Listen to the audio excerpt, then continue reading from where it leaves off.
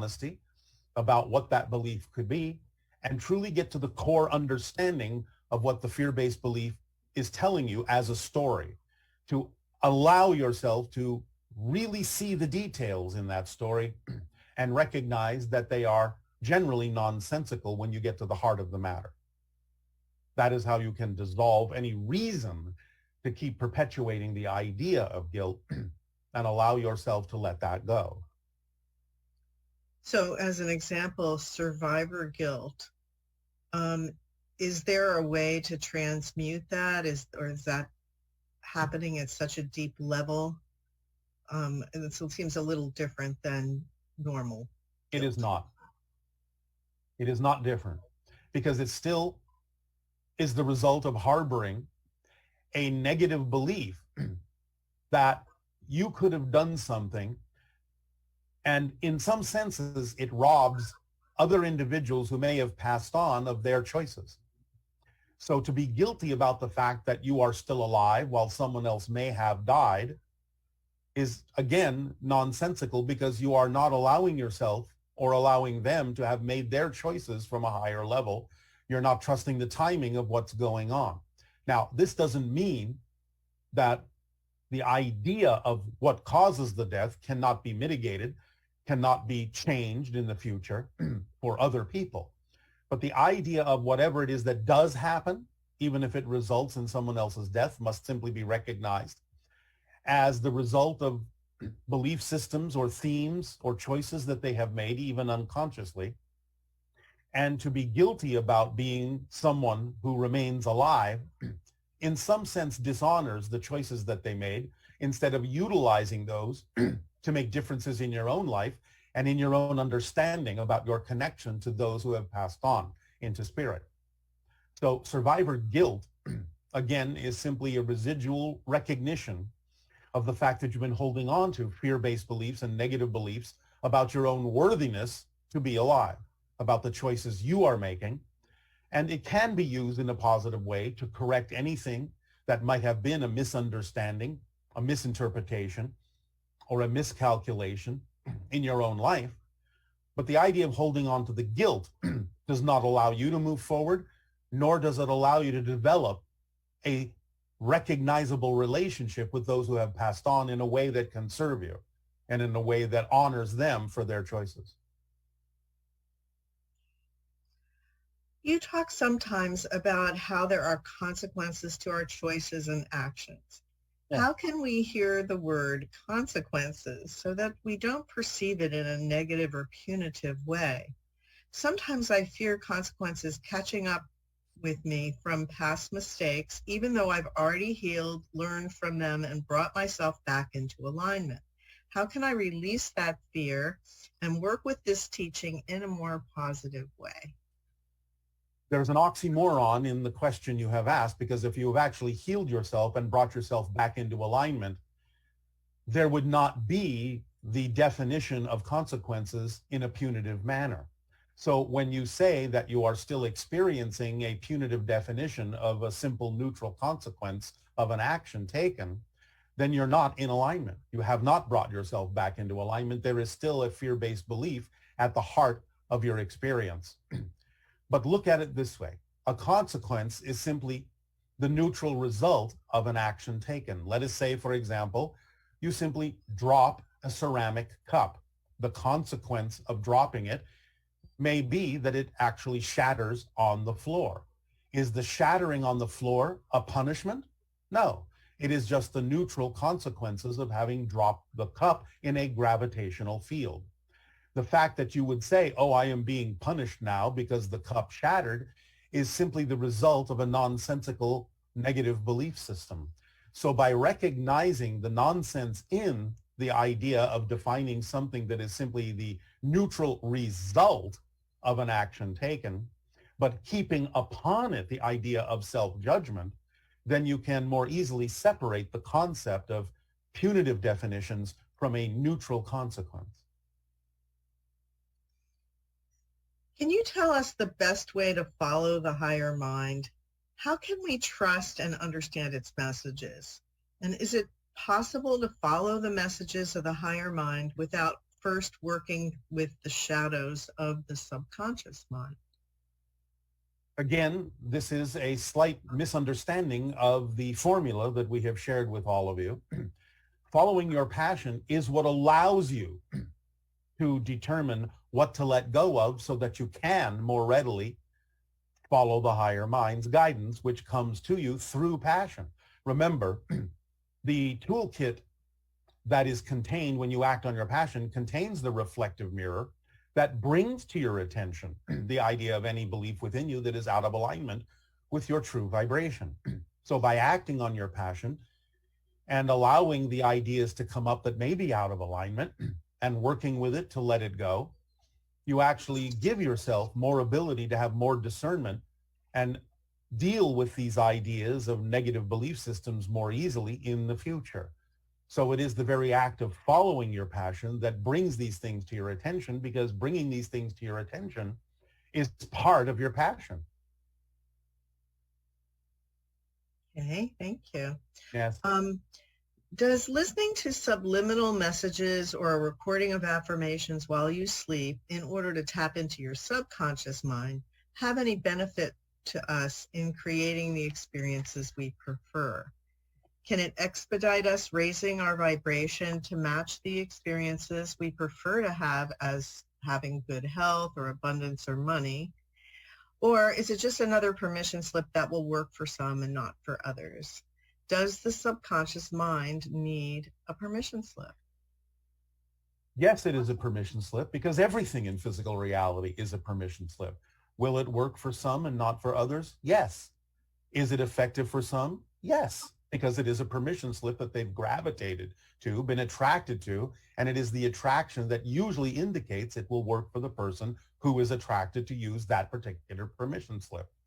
So in that sense, it is a simple answer of knowing that it is something you are attracted to that at least will temporarily work for you while you are attracted to it, and can be effective for those that align with it in terms of their belief system. But it's up to you to recognize also that it may change for you.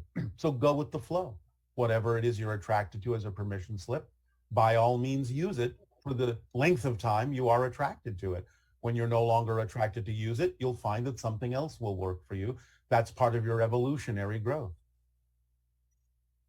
Can you mention some of the ways that our higher mind communicates with us? It communicates primarily through, again, the sensation of objects or situations and circumstances that contain more excitement and passion or attractiveness or curiosity than any other. And it amplifies these things and delivers them quite often through the auspices of the fact that everything is connected, meaning synchronicity. Right, so synchronistic symbols would also be communications from the higher mind? Yes. And when we have a negative belief, does that mean that we should ask ourselves why we have it and try to eliminate that belief by waiting for an answer that doesn't make any sense to us? Or is there other... Well, you're not waiting. It's an active process of self-investigation to allow yourself to render the belief nonsensical. It doesn't just happen on its own, because if you don't do anything about it, if you don't investigate it, if you don't look deeply within yourself with honesty and curiosity and a willingness to change, then the negative belief will simply keep perpetuating itself. So it's not about waiting for it to make no sense. It's about actively seeking ways and understanding ways in which it simply no longer makes sense to you. One way is to look around in your reality on your planet and see if there's someone doing something similar in their passion as to what you would find also passionate about, exciting about doing, and recognize what it is that's different between you that allows them to do it, but not you. It is in that difference you will find the difference in your definitions, and then perhaps it will stand out more clearly why the definition for you is nonsensical, because if they can do it, why can't you? So are the beliefs in the unconscious mind or the subconscious mind, these negative beliefs? They're in the conscious mind, sometimes in the subconscious mind or unconscious mind, but they actually originate within the conscious mind, because the idea of those negative beliefs is not natural to your greater being. It's things that are learned and ingrained within you in the conscious world, in the conscious reality. Again, either by your circumstances and situations, your parents, your friends, your schooling, your society. These are all introduced into the conscious mind. Aspects of these then beliefs, negative beliefs, filter into your subconscious and unconscious mind when you are given perhaps contradictory information that you don't know how to process, don't know how to handle. So you store them in the subconscious and unconscious mind to be released later when you might gain enough information and knowledge and experience to be able to understand them at that point, bring them back into the conscious mind to determine for yourself at that point what it is that's nonsensical and irrelevant for you and what it is you determine you will keep believing in.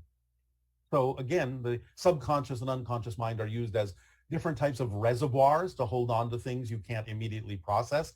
But all of these negative beliefs are, in a sense, received by the conscious mind. Now, the only exception to this, and it's not really an exception, but just an augmentation, would be that if you have decided as a spirit to come into the reality with a certain theme you will explore, then you might allow the conscious mind to be, shall we say, more open to receiving some of these negative and fear-based beliefs that you will then use in your process to overcome and, shall we say, transform so that you can fulfill the theme that you chose to explore. But the fear-based beliefs are still received by the conscious mind, even though you make, shall we say, set up a likelihood of accepting them from a higher level to begin with as a representation of a theme that you will choose to explore. Can you comment on the idea of compartmentalization and how that can shield one from the consequences of negative beliefs? Compartmentalization, because you operate it in a physical reality that has time and space and can have time lags and so on and so forth, can be used as a certain vibrational pattern to, in a sense, act as a filtering system so that you can achieve certain things on one level while holding off on certain kinds of consequences on another level. In other words, you're storing everything for later dissemination, for later analyzation, for later observation. And this is why when you pass into spirit, you cannot avoid the idea of life review, where you experience the consequences of every action that you took. Because now in that state of being, non-physically, you have dissolved all of the barriers. There is no more conscious, subconscious, and unconscious. It's all right there in one awareness. And thus, at that point, if not at any point earlier, you will experience every single idea, every single consequence, every single action, every single emotion, everything you may have put into the reservoir for later analysis will come flooding in during the life review if you do not deal with them in the physical reality at some point. Can you say a little more about how you actually experience life review? I think one questioner was concerned about going through it, that it seems fearful or like You a will not terrible experience experience. it in a fearful way. You will understand through a form of spiritual empathy what it is that any other person that may have been affected by a choice you made would have felt, would have experienced. But I know this sounds like a little bit of a contradiction or an oxymoron, but you experience all these things from a neutral position. You experience them fully as if it's happening to you. But since there is absolutely no judgment on it from the spiritual perspective, you are not experiencing any of the things you would heap upon yourself in physical reality, such as judgment for having done it. And therefore, while you can experience it in its fullest form, you do not actually experience the judgment that would amplify it in a negative way. Therefore, there is nothing to fear. It is simply absorbed as information and knowledge and experience and used in a positive way to determine what you will do next and how you will grow from those things, how you will learn from those things. I know this may not be absolutely clear to you, since most of you are absolutely not used to experiencing any lack of judgment at all on the things you do, on the negative ideas, on the negative fear-based beliefs. But by eliminating the idea of self-judgment, you simply can experience a full emotional experience of what someone else may have experienced in physical reality, but without the judgment, it is not experienced in any way, shape, or form that is fear-inducing. So back to the idea of compartmentalization, an individual that's capable of compartmentalizing and then doing harm to thousands of people through negative acts and worldwide consequences for their behavior. Yes. When they go this on this planet, you can experience those kinds of things, and yet when you go through life review, the idea of the karma or the punishment, Not karma. It's not karma. none of that is going to happen, right? You will experience the consequence of everything you did, and you will experience it from the points of view of every single person that was engaged or involved or affected in some way, shape, or form. You will experience it all as if it's happening to you, each and every individual, and not even immediately, but even those that have repercussions and ripples that extend sometimes for days, months, weeks, years, and centuries. You'll experience every single consequence and ripple effect that came as a result of the choices that you made. So it's not that you escape it, but you don't experience it as a punishment. You experience it as an experience. Interesting. Wow. Okay. And regarding working with the subconscious, hypnosis has been a method used to explore it and assist medically. Is it beneficial, and can we improve our method and use, and how? Again, like previous questions, it can be beneficial for those individuals that are attracted to use that particular permission slip. It can be very effective for many of you because it does help the majority of people in the collective idea of the themes you are exploring to unlock from any particular reality concept that you may be holding on to and truly be capable of letting it go. So it can be an effective permission slip because it taps into the collective unconscious of your reality and the themes that the collective may have agreed to explore, and lets you, in many cases, be relatively fluid with them or free of them. So yes, but it's still nonetheless a permission slip. And again, it can be more effective the more you understand how it can be a skeleton key of sorts to unlock every different kind of lock that may be experienced in your life. But again, it's up to the individual to decide whether or not that's something that they will gravitate to, that they are attracted to. Remember that you're hypnotizing yourself all the time anyway to believe certain things that aren't necessarily real, at least temporarily so. So all of you, in that sense, in order to have a physical reality, are under the influence of different types of hypnosis. Okay, and is the subconscious mind like a doorway to the higher consciousness? Is the subconscious part of the mind or the higher self? It's part of the mind, but it is the part, again, that acts as a go-between between the physical conscious mind and the unconscious mind to determine exactly what portions of information that reside in the unconscious mind and the higher self the physical mind is ready to process. So it acts as a kind of a gatekeeper, the subconscious mind, to let through whatever the conscious mind feels it is ready to deal with in terms of facing different belief systems and processing them and letting the negative ones go. So, of course, everything is a reflection of what the higher mind chose to experience, but it is a specific part that acts as a gatekeeper for what the conscious mind is ready to deal with. Okay, and what, if any, impact do things like autism, ADD, and things like that have on the triunal structure and the way our belief systems are formed? I'm going to put this very simply. The effect that those kinds of situations or conditions have is to either make the subconscious mind more or less open to bringing through certain ideas in a very specific way. So in other words, the subconscious mind may now be relegated to bringing only certain things through, but bringing them through more fully than it ever would for a quote unquote typical trilateral conscious mind. So it depends upon what, again, the theme of exploration is, what this spirit or soul has decided to experience, and how it will use the subconscious mind as a gateway to bring through those specific things that are relevant for the experience that you are calling autism or those other conditions you have named. And as So it's far as like having the subconscious mind have a way of doing slightly different kinds of duties, slightly different kinds of filtering or not filtering, depending upon the theme that is being explored by that particular consciousness. and with multiple personality disorder, is that a mental issue or is it a spiritual issue?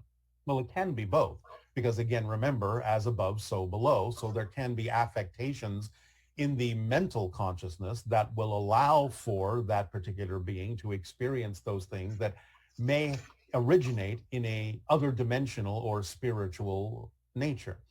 But the idea fundamentally, fundamentally, and again, not for every case, but fundamentally, is that an individual is tapping into multiple parallel realities, multiple versions of themselves, without necessarily having the filtering system or the control system imposed upon it that would allow them to function in an orderly fashion, communicating with one another in a way that still allows the individual to function, quote unquote, normally in your reality.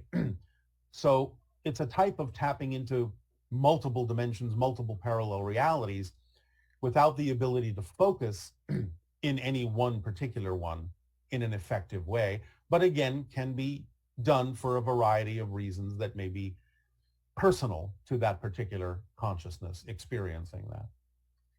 So is the person tapping into multiple spirits and having them all share one body, or? No, it's not the sharing in the body, but it's an expression through the body, if that's what you mean by that. They don't all reside in the body per se, but the body can function as a reflector or a mirror for different versions of spirit and consciousness and physical beings in other parallel realities temporarily.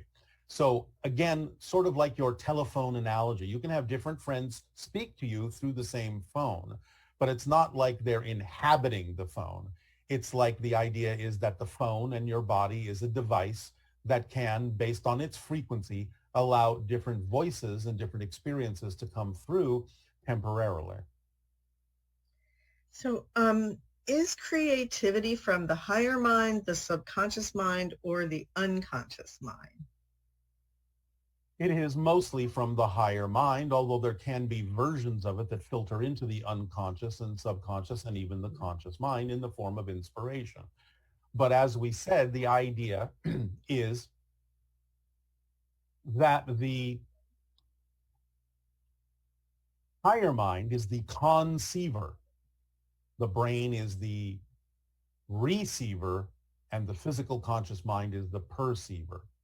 So what you're calling creativity is a conception that originates in the higher mind, in the higher self, and filters down in whatever ways are relevant through the unconscious, subconscious, and into the conscious mind in ways that allow the conscious mind, the conscious being, the personality to be creative. But all of that comes from source and therefore filters down, so to speak, through the higher mind to the conscious mind, the triune conscious mind. How does that relate to the higher mind, to the oversoul, to the higher, to the unconscious, subconscious? I notice there's confusion often. All right. Again, without going into too much detail and too many layers and levels, because you can create a number of them anyway for various purposes. Of course, everything starts with all that is source. It all comes from that. It's all an expression of that. But it goes down into different levels of oversoul, whether you want to say it's a universal oversoul or a galactic oversoul or a solar system oversoul or a planetary oversoul is relatively arbitrary. But it goes from the oversoul level into the individual soul level. And then the individual soul creates the idea of the non-physical higher mind and the triune physical mind Then through the experiences of the physical mind, you create the concept of the unique spirit that is germane and unique to that particular physical experience, and that becomes part of the soul.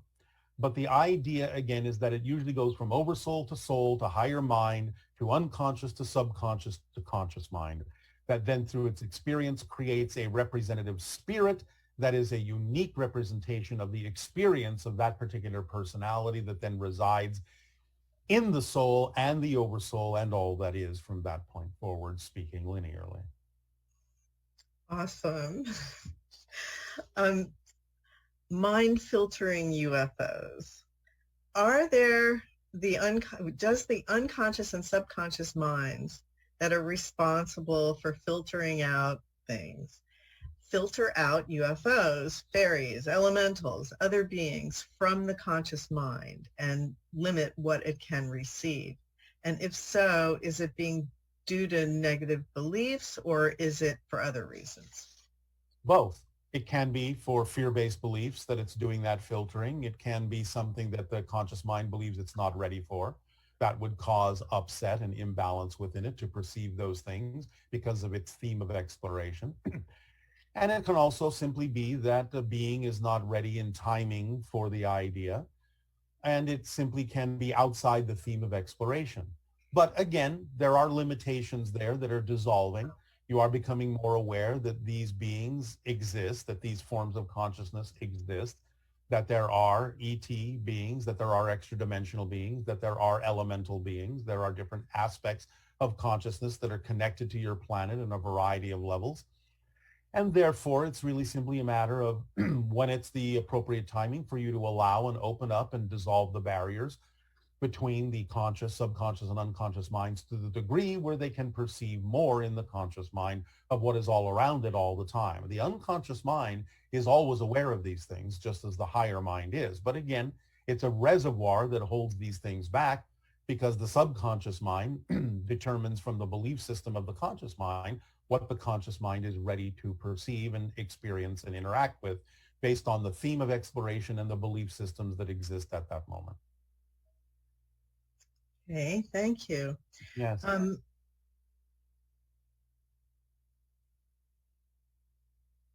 Okay, you've said that to access the subconscious mind, unconscious mind, and so on, that we have to raise our vibration. Yes. But how do we know that we are in that state? How do we know that we've accessed the subconscious or the unconscious mind? And do you have a tip to achieve the most frequent type of vibration needed to access the subconscious and the unconscious? Last question first, follow the formula because Right. it leaves nothing relevant out and raises your vibration when you're acting on your passion. And the question, how do we know when we're there, will become obvious when you actually have raised your vibration. To ask the question means the vibration is not high enough. When you are in the high enough frequency, that question will no longer be relevant and it will be exactly apparent what level you're on, what vibrational state you're in. So raising your vibration will eliminate the need to ask a question, when am I in that vibration? How do I know when I'm in that vibration? It's a self-canceling idea. Is there a frequency level that you can mention that you would need to be at in order to receive that information? It may be slightly different for everyone, but in general, it usually happens for most humans on your planet when you have achieved something above 180,000 cycles per second. So if you're in the channeling state, so to speak, or you're following your passion, so you're in that state, there's Yes. different levels of excitement and full consciousness commitment to the experience, because maybe things are running in the background, Let me etc. correct that. Okay. There are different expressions of excitement, but there aren't different levels of excitement. Excitement is excitement. Passion is passion. It can express itself in different ways, and there can be different vibrational states to those expressions. But the raw core idea of passion or excitement is a pure vibrational state without different levels in it. That's the point we're making. is that when you're actually functioning more holistically in the vibration of passion and excitement, the idea of much of the so-called confusion about what level you're on disappears, because by definition, what comes with that is a complete recognition by definition of exactly what pure state you're in. Okay, so I know that a lot of people, after they experience you and the communications from you, they feel a deep sense of inspiration and excitement about their lives and what they can do. Yes. Comparing that to, say, someone who loves to paint, but while they're painting, they're thinking about the bills they have to pay or something like that, Then even they're though not in their passion. They're not in their passion at that moment. So you would be able to feel that inspired sense that we can feel after interacting with you. That would be a true indication of that higher frequency, yes? Yes, stay there. Okay. No matter what you have to think of. The idea is, again, you must remember that this all happens in perfect timing. There will be a time when, if it is important for you to ponder the idea of a bill, it will come in the form that is still part of your passion. It won't be a distraction. It won't be a less than experience. It won't distract you from the passion of the moment. You'll find the right time to be passionate about the idea of paying a bill, if that is something that is truly necessary as part of your passion. So these things come in pure form. They don't obstruct each other. They don't interact in a way that is destructive to one another. It still allows you to come in a form in perfect timing that allows you to experience each and every one of those things in its pure, exciting form. Again, this is an issue of perfect timing. Okay. And you've talked a lot about memories and how we create our memories from the present, and also how we can change the past by shifting our frequency. Yes. So how does that relate to other people that are in our lives if their memories aren't aligned with ours because we've shifted frequencies and shifted the planet that we're on? How does that synchronize between the people in our lives and what we remember and what they think is true?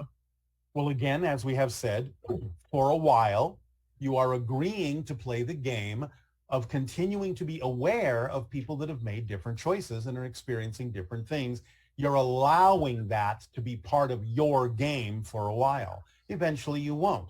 Eventually there will be no, shall we say, disagreement on the overall picture of what you're experiencing when you have shifted to the version of Earth where everyone is relatively harmonious and in sync with one another. But for now, for the purpose of experiencing process and for the purpose of still giving yourself the opportunity to change your mind and make different choices, you have agreed, even during your shifting, to shift to versions of Earth where you're still aware that there are different choices you could make that may not be relevant or in alignment with what you prefer. That's part of the choice you're making for now, to give everyone a chance to make their choices, to see in you different experiences they could choose for themselves, and for you to see in them different ideas you could choose for yourself. That's part of the game you're playing, even while shifting to different versions of Earth. So what kind of a timeline are we looking at with this in terms of when you would experience Earth and be experiencing people having similar memories to you? Of course, it will vary from individual to individual, but again, we could say that the overall bubble would probably be about 50 of your years. Okay, and so for those individuals who may not live for another 50 years, they would just experience varying degrees of that? Yes. Again, it will be per individual. Some may go on ahead. Some may lag behind. There may be an average to it. So you can't just say it's true for everyone, but we're giving you an overall average for the collective of your reality, barring the exceptions, about 50 years for everyone that you perceive in the version of Earth you're in to seem relatively harmonious to whatever idea, relatively in sync to whatever idea you're experiencing, whether it's positive or negative. This question has to do with suicide. Yeah. And the person is asking, are either of these statements true? Someone who commits suicide will usually come back in physical form more quickly than someone who has died of natural causes. You want me to answer that one first? Sure. All right.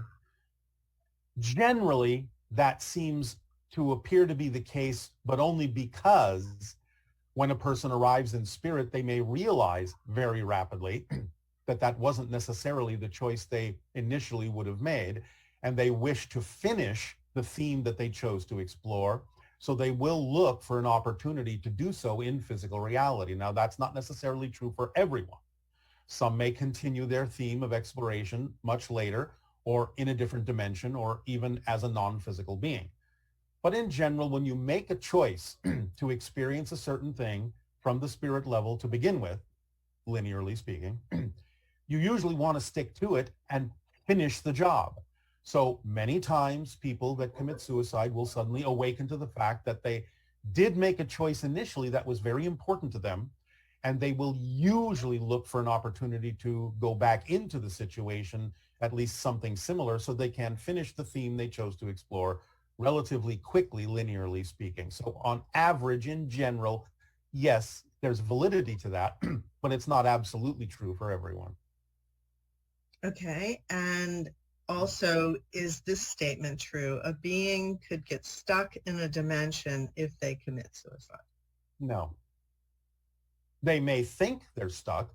They may create an experience of being stuck for a while, but again, only because of the belief systems they may have brought in with them. Eventually that will dissolve because they have help from physical reality for those individuals who are sensitive to such things.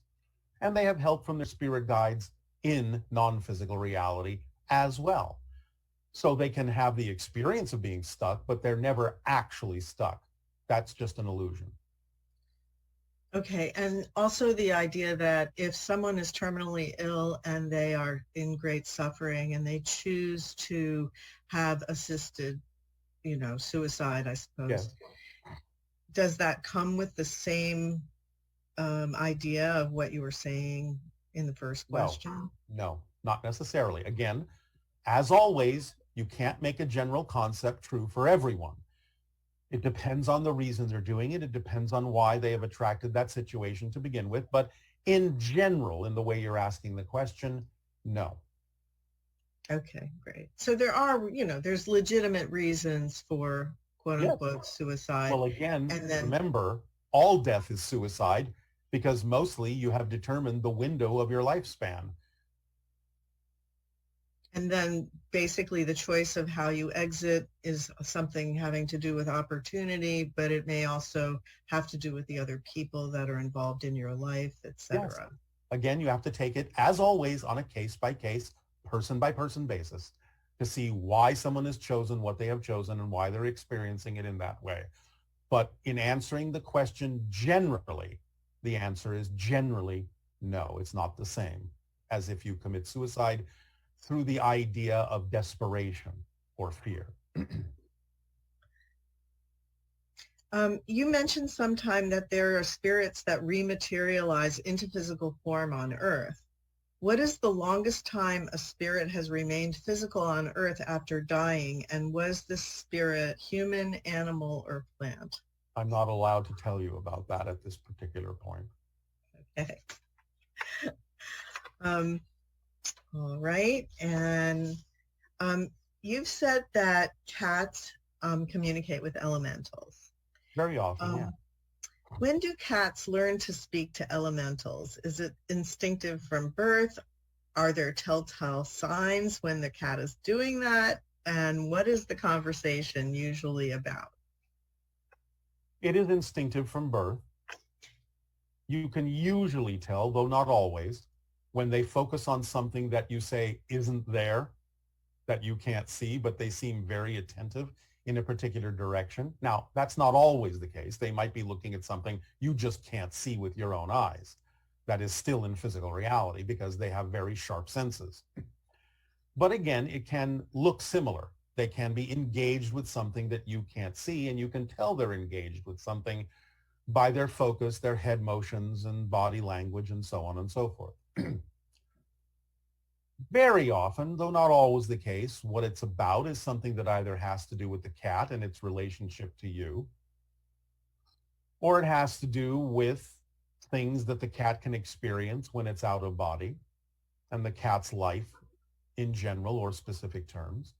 But a lot of it will usually have to do with things that are going on in the life of the human and the cat and the relationship between them and how that might progress and evolve to including the elemental in some way, shape, or form that can be of assistance to the lives of the humans and the cats, and other animals participate in this as well. It's not just cats. But they do have a strong proclivity for this kind of activity. Okay. What sort of mind structures do plants have, and how different is it from mammals?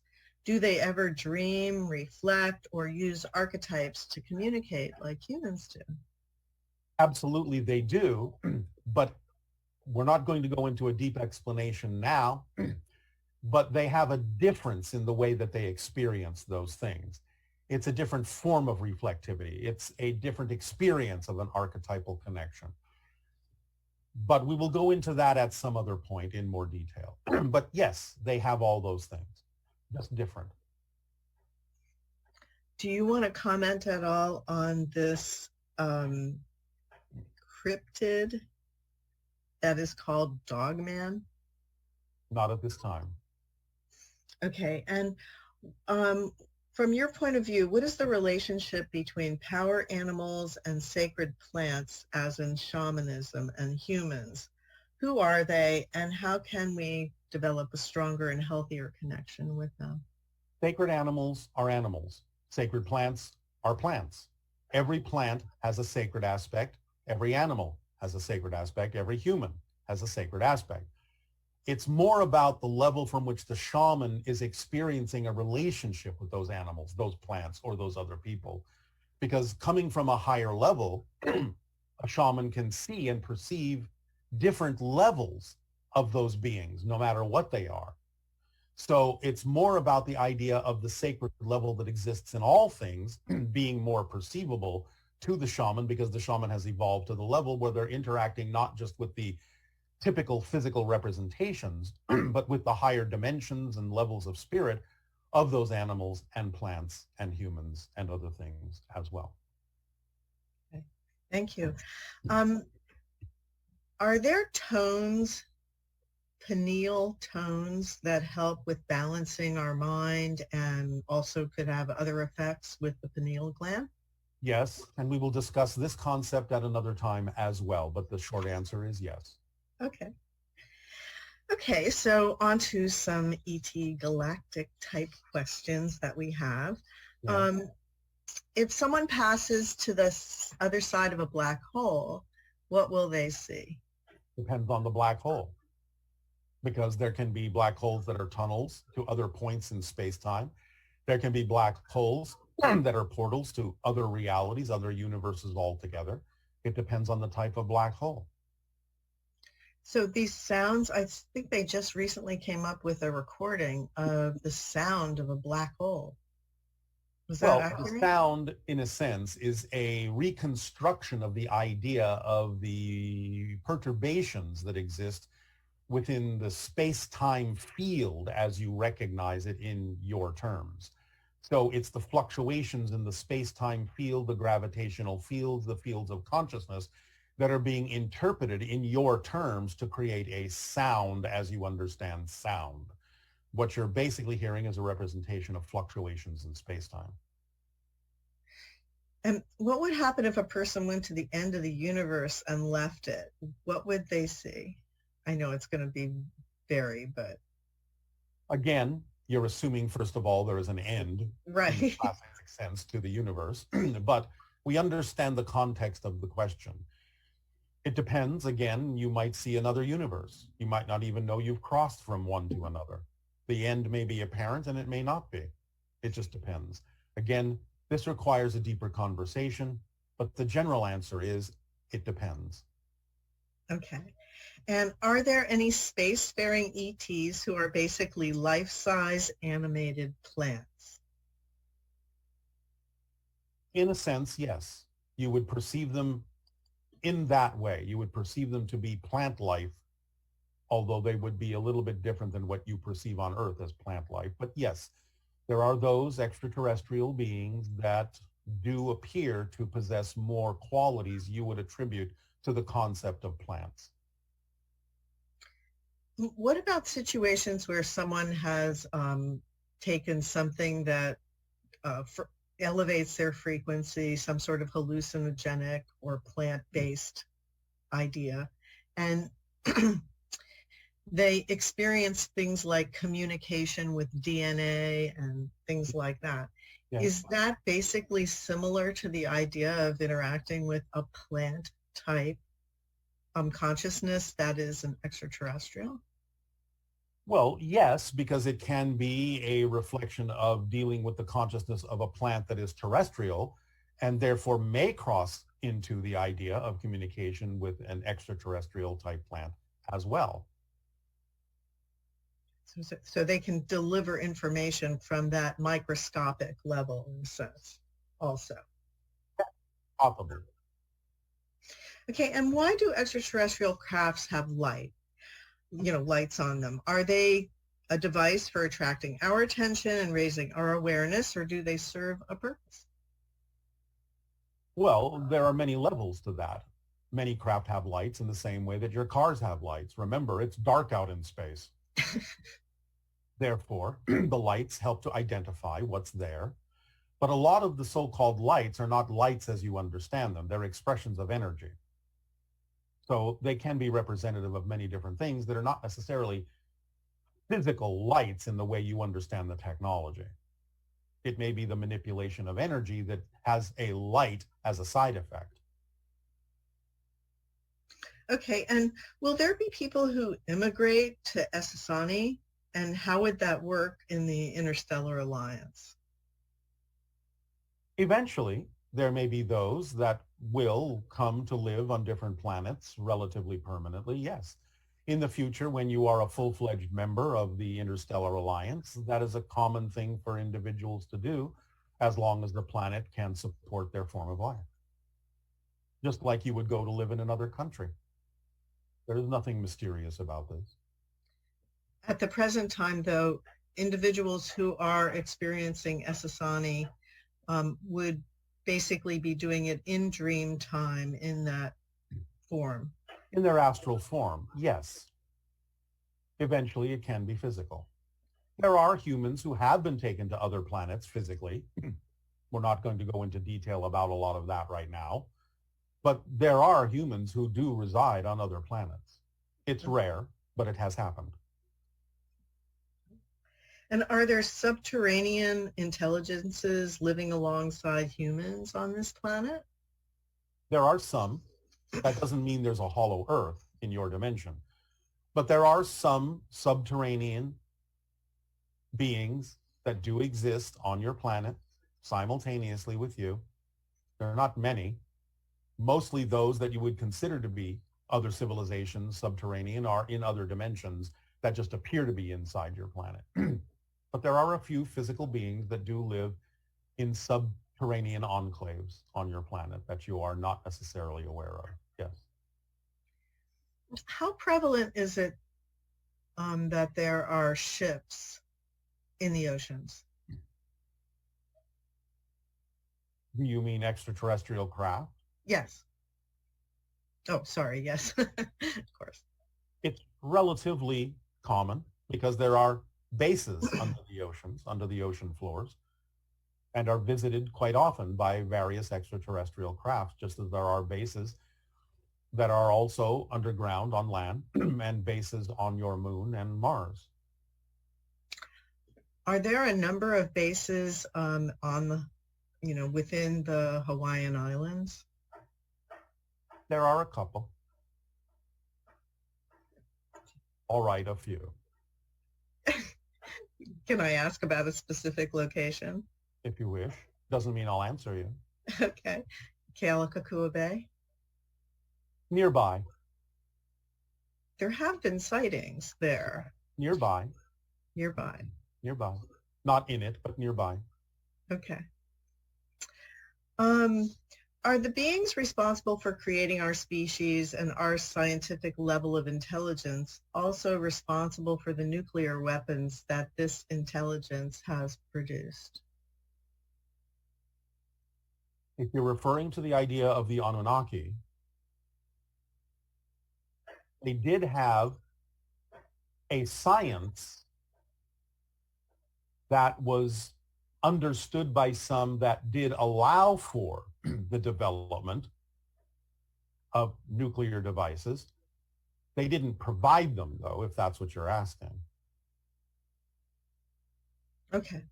And did the Sasquatch interact heavily with the Conestoga people, who are also known as the Susquehannock, found on the Susquehannock River?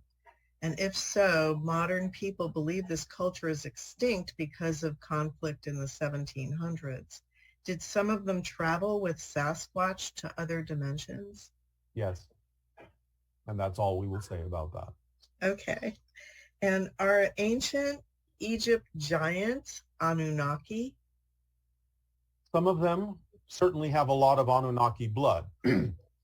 They are mostly ancient Atlanteans that have a lot of Anunnaki blood, many of which still existed on Earth in the late periods after the destruction, the third phase of destruction of Atlantis, and became known as the Anunnage. You can look them up. Anunnage, Anannage, Anunnage, which is a corruption of Anunnaki. But many of these are ancient Atlanteans who survived and went to different areas on your planet that had a lot of Anunnaki blood. Okay, and this is a question about the U.S. congressional hearings on the UFOs. Yeah.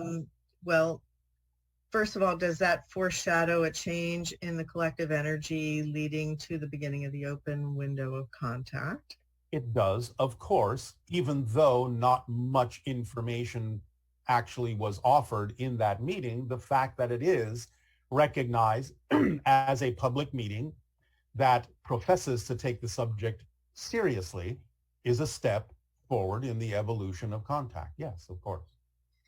And this person is saying, I read that the U.S. government or military doesn't want to admit UFOs are from outer space and friendly because then there would be no need to have huge budgets to protect ourselves against them. Is that accurate or?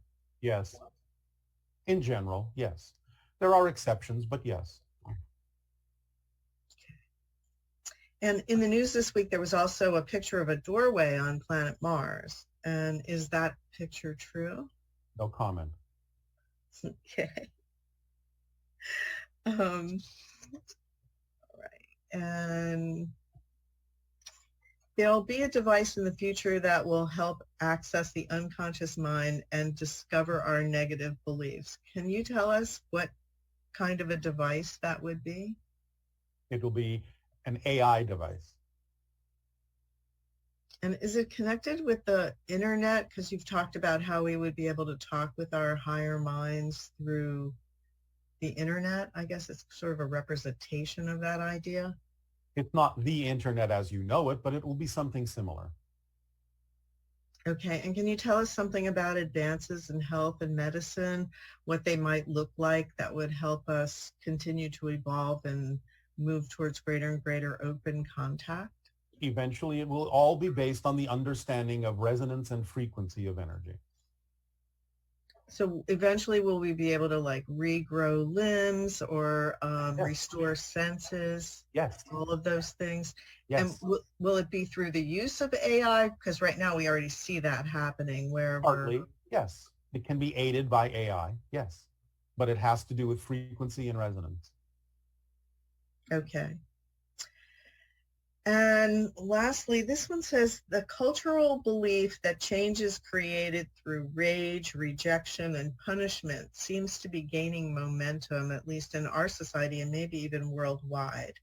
And can you help us understand what an individual can do to shift that so that we have a more smooth progression to our evolved future? Or is this whole period of quote unquote negativity that the world seems to be going through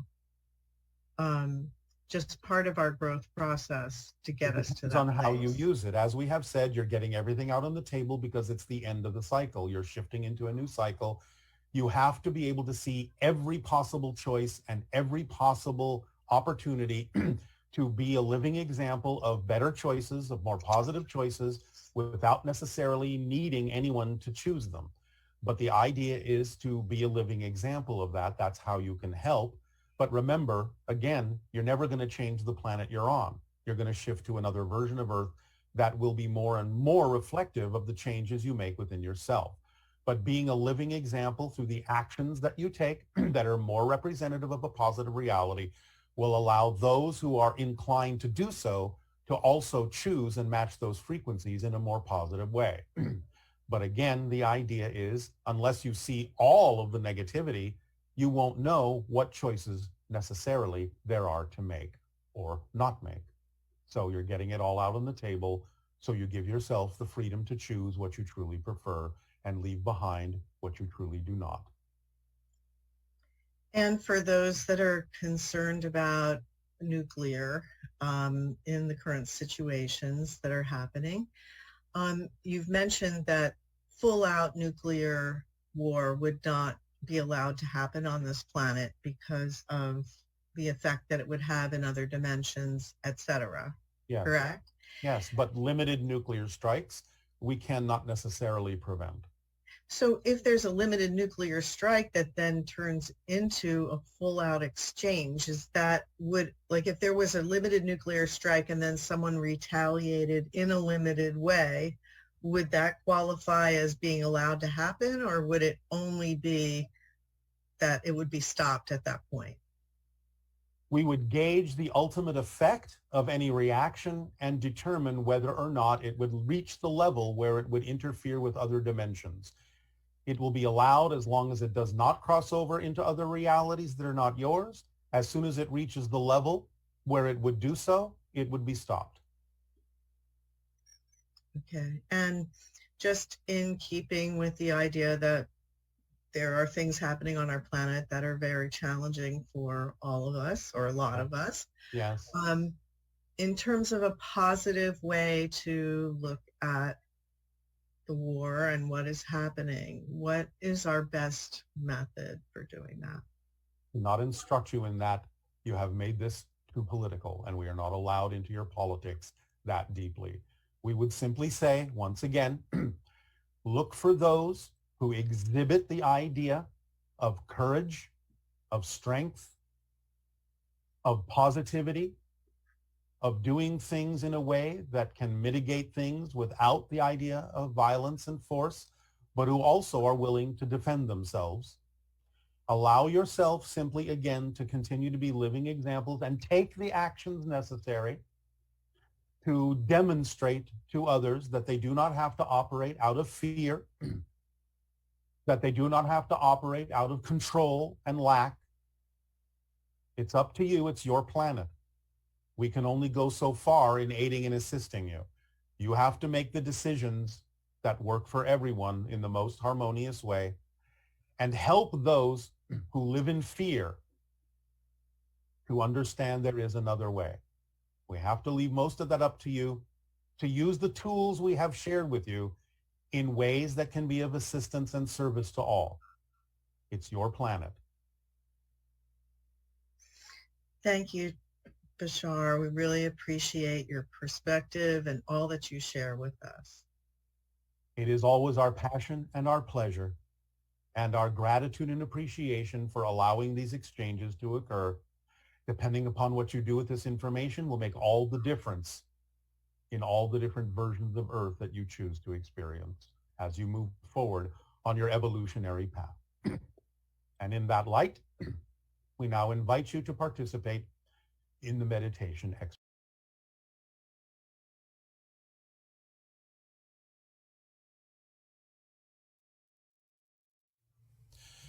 So allow yourselves, once again, to relax, to let go of the cares of the day, to be in the here and the now as best as you possibly can be without worrying whether or not you're in the here and now. Just allow yourself to let go to the best you can. Deep breathing will help. Allow yourselves to relax and allow whatever accompaniment visually or musically you wish to